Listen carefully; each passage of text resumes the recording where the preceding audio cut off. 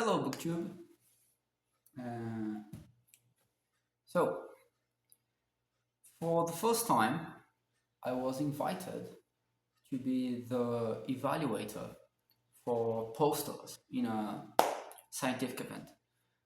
Uh, because I'm a PhD student, I'll be evaluating posters from by undergrad researchers, and also in the same event next week, I will be teaching practical classes about electroencephalogram, which is something that I do every day. In fact, right now, just before starting recording this video, I was analyzing some EEG and also preparing some samples for the classes.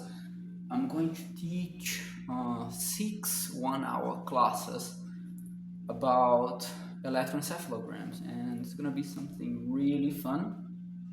And because of that, lately I've been reading basically only research papers, and I've been rereading a book that is extremely important in my life, and I think I've read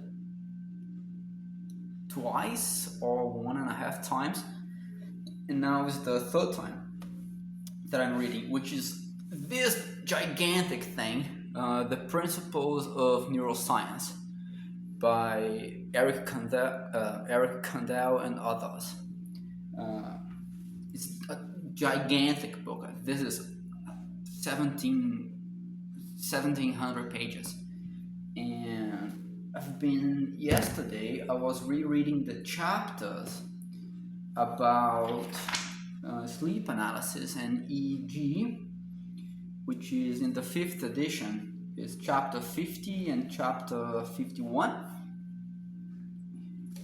So it's a pretty good book. Here we have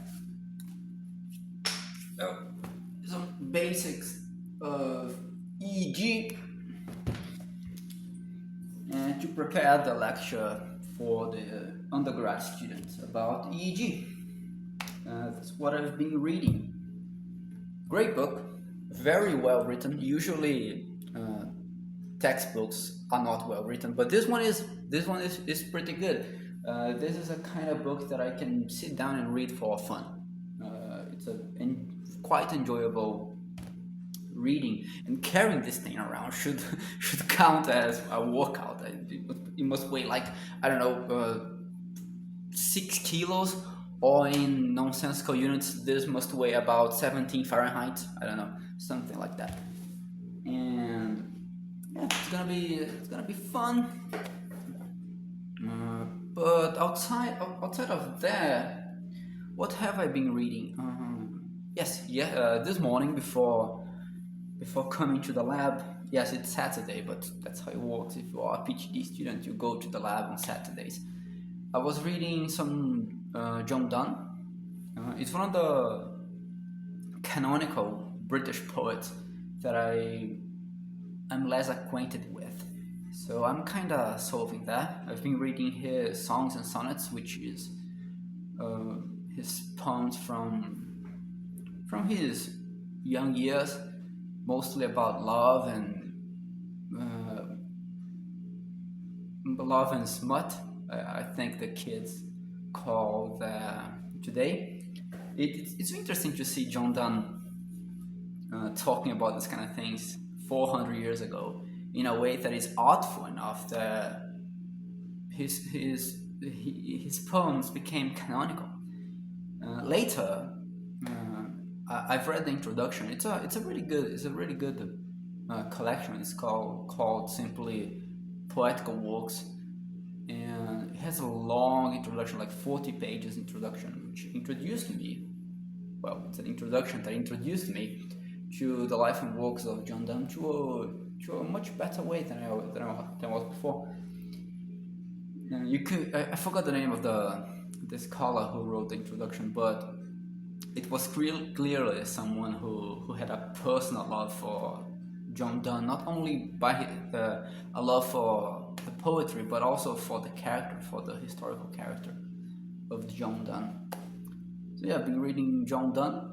I've been rereading the principles of neuroscience to prepare myself for the lectures. And I'll be responsible for analyzing 3 posters.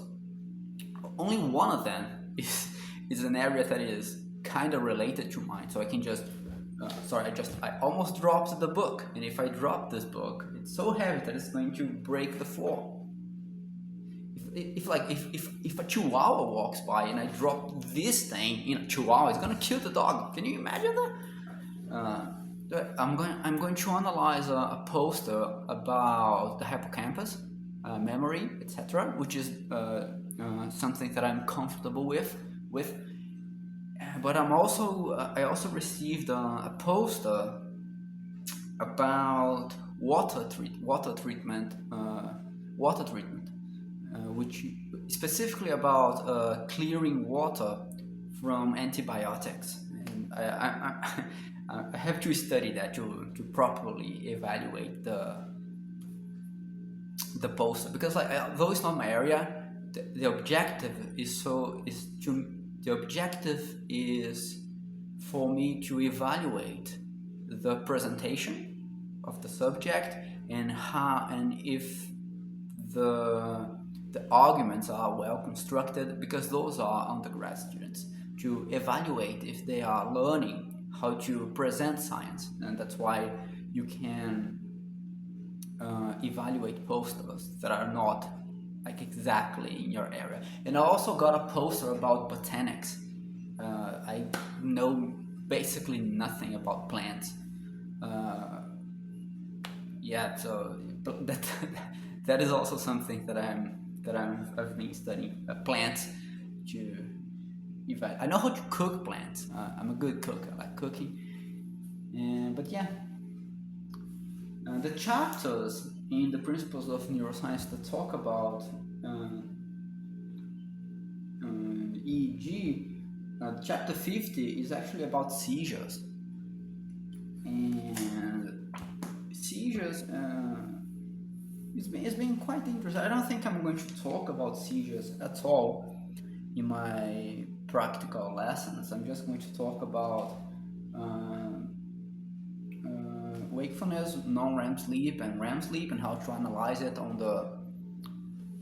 and how to analyze the waves and what the waves mean, and why do we have certain morphology of waves, pattern of waves in certain states of consciousness, and also how to prepare the setup. We're gonna have some things to demonstrate how to prepare the setup. The book also talks about like the contribution of individual neurons for the pattern that you see in the EEG, and how to it's gonna be fun. I love doing what I do. Yeah, it's great. I really love doing what I do. You can see by the smile on my face. I also love lecturing. Lecturing is so fun, like, because I love the sound of my voice.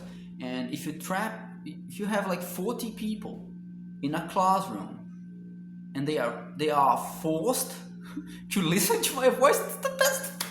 It's amazing. Usually when I start talking, people run away. It's not gonna be 40 students. It's gonna be 3 students at the time. That's why I'm going to teach 6 lessons, because it's a lab. You can't feed 40 people in a practical class in a lab. So 3 people, and then they go away, and then 3 people come in, and then they go away, and then 3 people come in, and then they go away, and then the last set of students is gonna be 4 people, because the total number of students is not a multiple of 3. But anyway, thank you, BookTube. So that's it. EEG and John Donne. Goodbye.